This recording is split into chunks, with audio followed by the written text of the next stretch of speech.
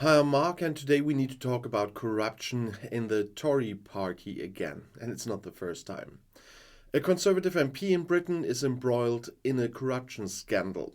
He is said to have offered undercover reporters to give them sensitive documents in exchange for money. Britain's ruling Conservative Party has suspended one of its former MPs over those corruption allegations. Scott Benton had offered his services to alleged gambling investors for money.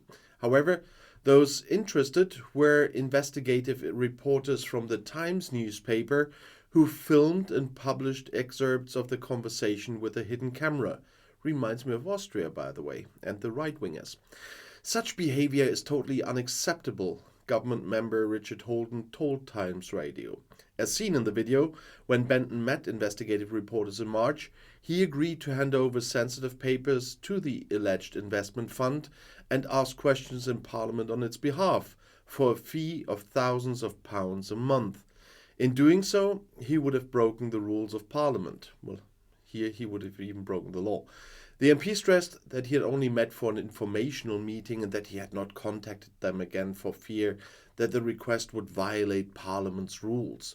Instead, he reported to the responsible authorities before the research became public. The government is currently examining a tightening of gambling laws, which is likely to affect operators' profits. I made a video on this quite a while ago. Benton, who has represented Blackpool South constituency since 2019, offered the alleged investors to source the government's white paper. But Prime Minister Rishi Sunak had promised a return to integrity after years of scandal under ex-Prime Minister Boris Johnson. The opposition Labour Party said the case showed Sunak's weakness to keep order. The Tories only acted after Benton himself had reported to the relevant authorities. But Rishi Sunak is also repeatedly criticized for questionable stories himself. The UK government encouraged the placement of childminders through agencies. And now the opposition accuses the Prime Minister of a conflict of interest. That happened a week ago, but I think it fits very well in this video. Did British Prime Minister Rishi Sunak's wife benefit from a government decision? The government had announced £600 in incentives for childminders in a pilot scheme. The sum doubles to £1,200 if the application is made through an agency. Sunak's wife, Akshata Murthy, owns shares in a childcare agency named on the government's website for the project. Sunak had not mentioned the connections when questioned by lawmakers. The opposition is now accusing Sunak of a conflict of interest, and the Liberal Democrats called for an independent investigation last week. MP Wendy Chamberlain said Sunak had serious questions to answer about whether his family was receiving income from government policies. British MPs are not required to mention financial ties to their partners or family members unless they consider them to be a problem. A spokesman for Sunak admitted that the details are not yet publicly available. They would, however, be published in an updated register of interests due to be published in May.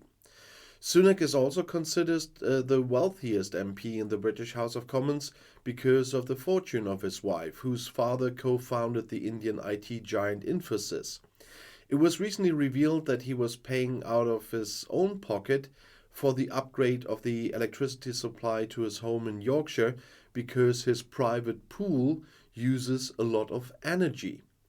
Last week, members of the environmental protection group Greenpeace in bathing suits protested in front of Sunak's home.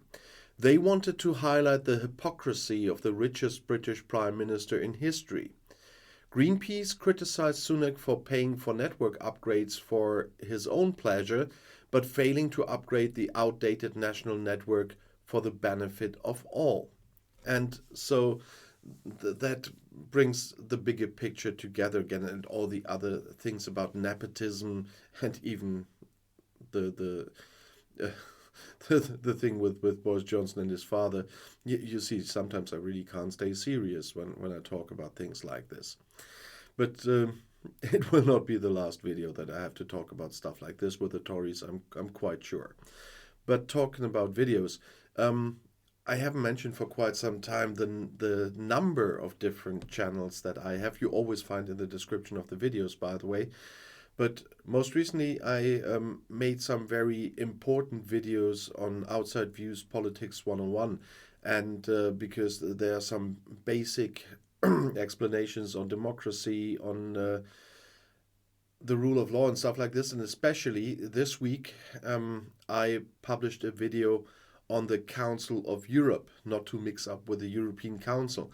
And the Council of Europe is the thing with the ECHR, the court that Suella Braverman definitely doesn't like. So that's probably a video worth watching. And there are other channels like the Outside Views Games, where there are 2 games now. There will be 1 game a month, and the first 2 are out on this new channel. Then, of course, there's Outside Views Magazines, where I talk about different continents on different days. And on one day I talk about Germany, of course, as a German. One day I talk about the UK, because I started all of this with the UK channel. And on one day I talk about the EU and what happened in the last week. And so you might want to have a look there too. And of course, there's my book channel, with this Outside Views channel with book reviews, where I just pick books that I like. And you always see the books in the back of my videos. And I talked a lot about Star Wars in the past on the channel, I know.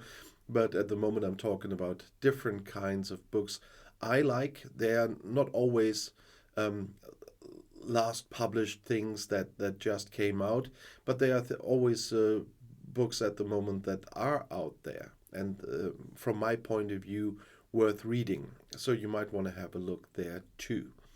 And otherwise, if you don't want to have a look on the other channels, I'll see you here again. I'll be back.